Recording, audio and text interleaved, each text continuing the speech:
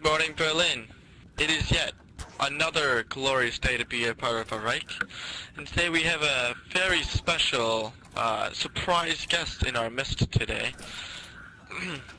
Might I introduce Vizekanzler Felix Schorner? Hello. Thanks for having me here. How are you doing today? I am doing most excellent. Yes. What made you decide to come on the show today? Well, the Deputy Führer and I were talking about how proud we were of the propaganda department and the efforts they were making, and the minister invited one of us down, and the Deputy Führer was in Munich on business. So I thought I'd come down and support you all in the important work you're doing, informing the German people. Well, it is a real honor to have you on the show. Let me tell you that. And let's get started here now. Say, what is it like being Vice Chancellor? Well, let me tell you, it's a privilege being Vice Chancellor.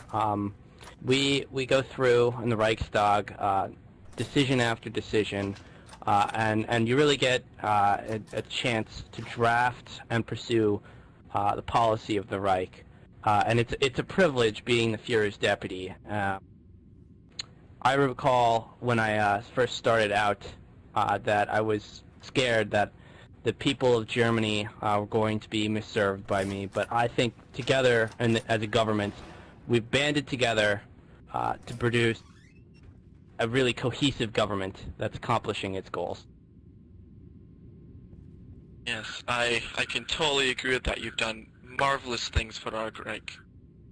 Hail Himmler. How high is your rank? I'm the Führer's constitutional deputy, meaning that I'm his deputy in all legislative and governmental affairs. I also hold the Reichsleiter rank in the party, and I work very closely with the Deputy Führer. So what do you do typically in a day? Like, what is your most prominent duty?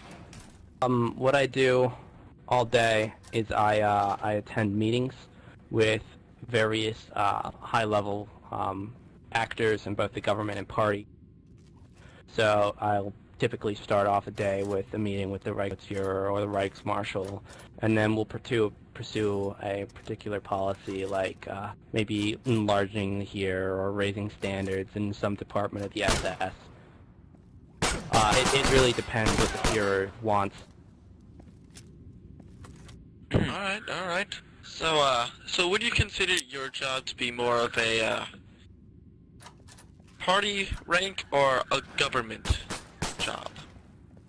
Well, you see, the government and the party work very closely together, and I think I have a hand in leading both. But really, I would consider it a government rank into it. I sit in the national cabinet, and I pursue government policies. Like, what kinds of government policies? So one of the government policies we were implementing was we were cooperating with the rank policy, the Deputy Führer, and the Führer enshrined, and so we were really involved in implementing the various changes in the ranks of the various departments across the SS, OKW, and party. So we know you previously served for Adolf Hitler in the past. Would you say that you were saddened by his departure? I think it was a sad moment for all Germans in some aspects, but a bright spot for the country and its history, as it shows that the ideas of National Socialism are truly greater than one man.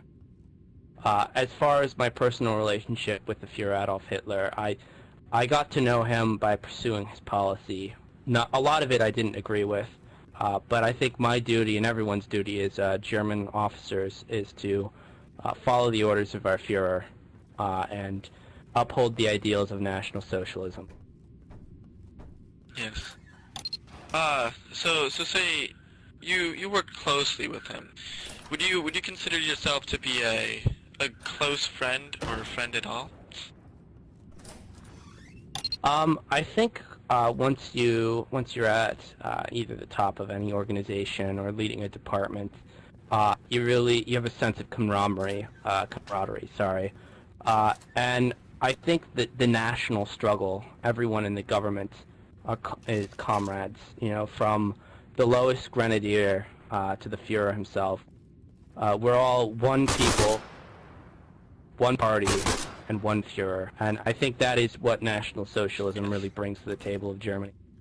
Did you work with Bormann at all? Yes, I actually got to know Deputy Führer Bormann very well. I worked very closely with him and Rosner and a few other people who would lead the party at various times under the Führer. I have to say, for Mr. Bormann, he was a very dedicated man. He was invested in the cause, and I think no one has truly struggled as hard to envision or to achieve the vision of National Socialism as Martin Bormann did. But Piermont is certainly continuing the struggle right where he left off. Tell me, how come you wear an SS uniform? It's a good question. It started with when the Führer really started having problems. He had trouble telling me apart from Martin, and so Mr. Bormann, or the Deputy Führer, would wear a standard gray SS uniform, and I would wear the black. Why I started was I started in the SS and worked my way up from WVHA to SS Court to getting involved in national politics. So I think this is also a testament to the fact that at a heart I feel closest with the SS Court. I think that's where I really got my start in this glorious Reich. We are aware that you resigned from this position a while ago. What made you come back to it? Well, the reason why I resigned was I couldn't agree with the former Führer's policy of persecuting the SS for no other reason than Goering's folly. And so I delivered an ultimatum to the Führer, and he denied it. But I think as a credit to the Führer, Adolf Hitler, other men might be petty and, execute a subordinate for issuing the ultimatum, but he had a very quiet conversation with me, which basically was, we can't see eye to eye, so I think it's time for you to go. And that is when he put in Goering as Vice Chancellor, and I departed. Very well. What did you do before Vice Chancellor? So I was Deputy Vice Chancellor under Hoppenhausen, and Hoppenhausen was, I think he was a very driven man, but he wasn't very capable, and had problems with fostering the proper solution, because he didn't have a very good background in government and didn't know all of the institutions that were moving.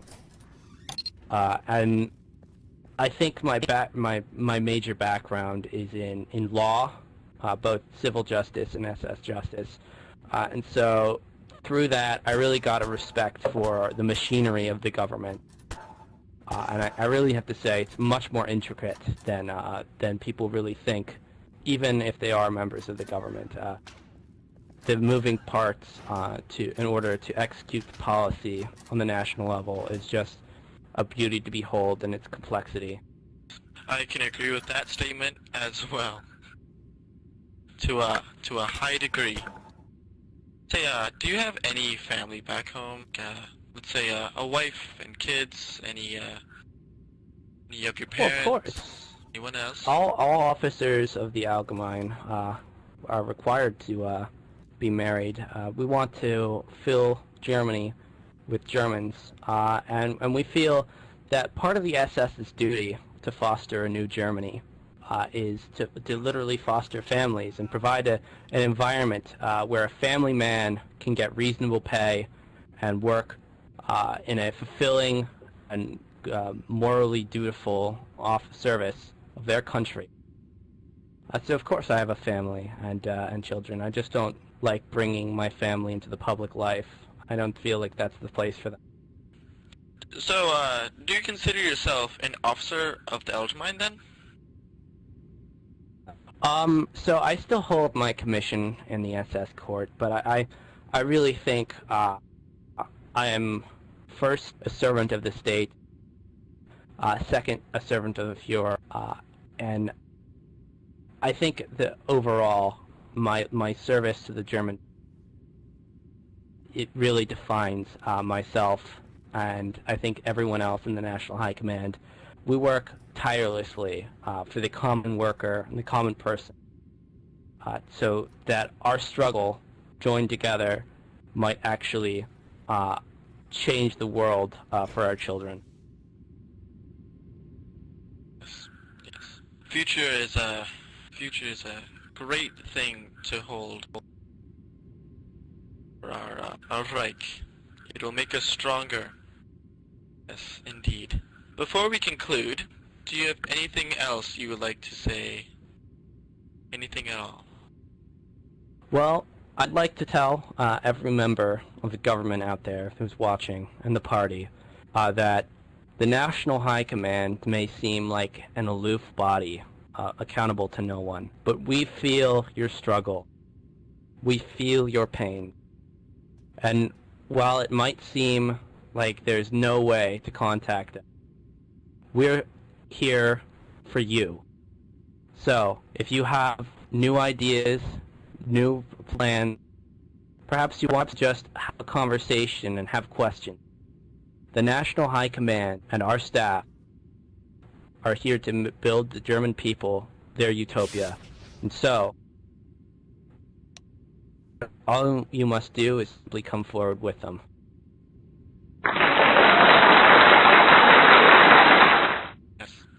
Thank you very much for coming on the show today, Vizekanzler Felix Schorner. It is a great deal to me and my people, and of course, the people of Germany and our glorious Reich. This has been yet another episode of Good Morning Berlin. This is your host, Otto Hardt, signing out.